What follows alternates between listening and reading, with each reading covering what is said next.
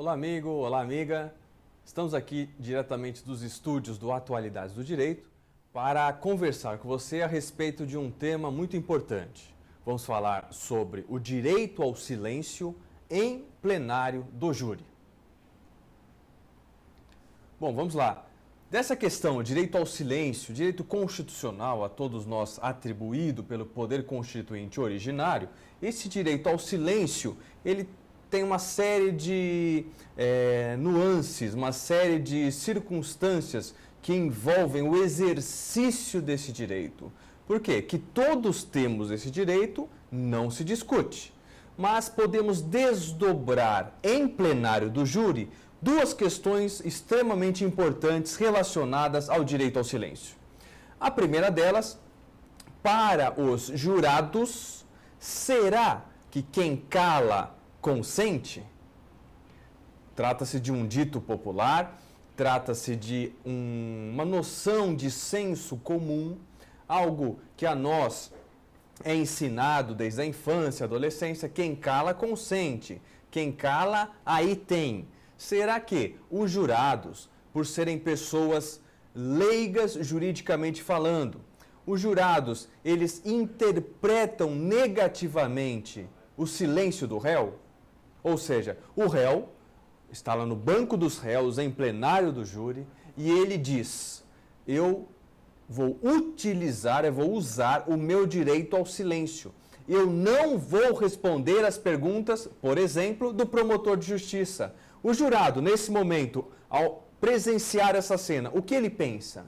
Que conclusões ele extrai dessa situação? Por isso que é importante que o juiz presidente do Tribunal do Júri, nesse momento, relembre os jurados de que o silêncio do acusado não pode e não deverá ser interpretado negativamente. Ou seja, o quem cala consente não serve para o direito ao silêncio exercido pelo réu, tanto em plenário quanto fora do Tribunal do Júri. Então, a primeira consequência que podemos extrair dessa questão é: o jurado, ele interpreta negativamente o silêncio do réu? Resposta: eu acredito que sim. Eu acredito que, para o jurado, tem mais valor a premissa popular do quem cala consente, aí tem alguma coisa, por isso que está escondendo. Quem realmente quer se defender fala a verdade. Eu acho que o jurado ele trabalha mais nesse plano do que no plano jurídico, no plano do princípio da presunção de inocência associado ao direito de permanecer calado. Essa é a primeira conclusão que extraímos do tema, o direito ao silêncio em plenário do Tribunal do Júri. A segunda discussão é uma discussão um pouco mais técnica, diz respeito à possibilidade do promotor de justiça, fazer as suas perguntas pré-elaboradas ou que surgiram ali no decorrer da instrução em plenário do júri. O promotor de justiça tem o direito de fazer as suas perguntas, mesmo se o réu exercer o direito de ficar calado. Olha a seguinte situação. O promotor de justiça diz: vou fazer as minhas perguntas, eu tenho 17 perguntas. E o réu, nesse momento, levanta e diz: Excelência, eu vou utilizar o meu direito de não responder, vou utilizar o meu direito ao silêncio, o direito de ficar calado, que me é atribuído pela Constituição da República. Nesse momento, o réu tem direito de não responder? Pacífico. É constitucional, ele tem o direito de não responder. Agora, o promotor, diante do direito do réu de não responder, deve permanecer calado também? O direito de defesa, o direito ao silêncio da defesa, também cala a acusação?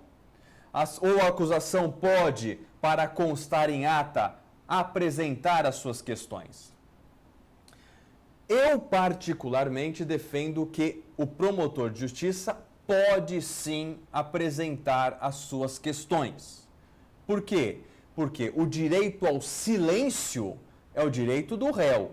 Só que o seu direito está no seu plano de legitimidade. ele só pode ser exercido por aquela pessoa. Ele não pode invadir a seara de direitos alheios. O direito é personalíssimo daquele réu.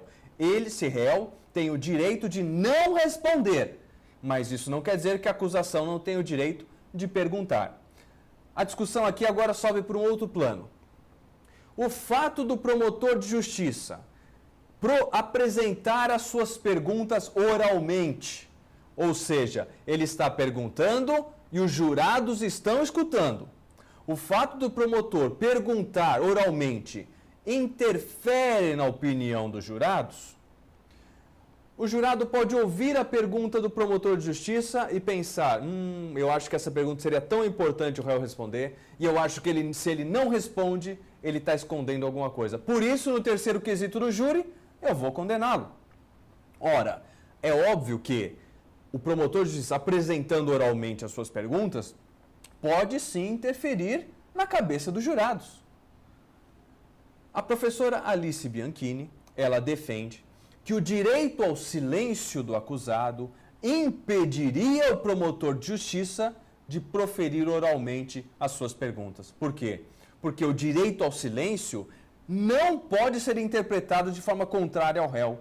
E a possibilidade de perguntas orais pela acusação, mesmo sabendo que elas não serão respondidas, interfere na cabeça dos jurados. E dessa forma, pode sim ser prejudicial ao acusado, o que a Constituição não permitiria. Então, para a professora Alice Bianchini, o exercício do direito ao silêncio pelo acusado em plenário do júri inviabilizaria o promotor de justiça de elaborar oralmente as suas questões.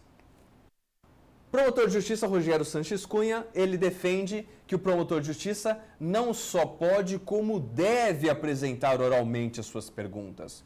E a explicação do Rogério Sanches é a seguinte: o promotor ele vai perguntar para constar em ata, mas nesse momento o jurado ele pode ouvir o questionamento do promotor e ele, jurado, pode escolher fazer a mesma pergunta. E pode acontecer de o réu, que não quer responder à acusação, decida responder para o jurado. E aí eu tenho um outro elemento significativo de prova agregado à ação penal. Eu tenho um outro elemento de prova que chegou ao processo graças à manifestação oral do Ministério Público para constar suas perguntas em ata e, consequentemente, estimular os jurados querendo aproveitar esses questionamentos para fazê-los ao acusado. E dessa forma, o acusado ele pode se sentir à vontade para responder ao jurado e não se sentir à vontade para responder à acusação. Então, seria uma forma de trazer ao processo novos elementos de convicção. Eu tenho uma opinião diferente da professora Alice, diferente do professor Rogério. A minha opinião é a seguinte: o direito de defesa do acusado não impede o promotor de justiça de manifestar, de apresentar os seus questionamentos para constar em ata. Mas, na minha opinião, ele deverá fazê-lo por escrito. Por quê? Se a única utilidade que pode ser aproveitada pelo Ministério Público é constar em ata os seus questionamentos para discussões futuras numa instância superior, dessa forma ele deve apresentá-la por escrito. Por quê? Porque a forma de questionar do promotor não irá sugestionar negativamente o conselho de sentença. E dessa forma, os jurados não interpretarão o silêncio do réu de forma negativa. Na minha opinião, essa é a melhor forma de solucionar esse impasse. Então, nós temos 3 respostas para essa problemática. Desde o direito ao silêncio impede a acusação de perguntar, o direito ao silêncio não impede a acusação de perguntar oralmente, inclusive, para sugestionar os jurados a proferirem as suas perguntas, e a minha resposta é que o direito ao silêncio do acusado é perfeitamente compatível com o direito de perguntar da acusação, mas para não interferir os jurados e não levar a uma má interpretação do direito ao silêncio do réu, elas deverão ser feitas por escrito, certo? Então, são situações que não estão no Código de Processo Penal, situações de praxe forense, que demandam uma certa interpretação doutrinária. Aguardo você para se posicionar a respeito desses importantes temas, dessas importantes respostas e para que traga para essa discussão tão salutar elementos novos, quem sabe novas teorias, novas respostas, abrilhantando o debate, que é justamente o móvel de toda essa discussão, estimular o debate para aprimorar a ciência do direito. Um grande abraço a todos, até a próxima, tchau, tchau.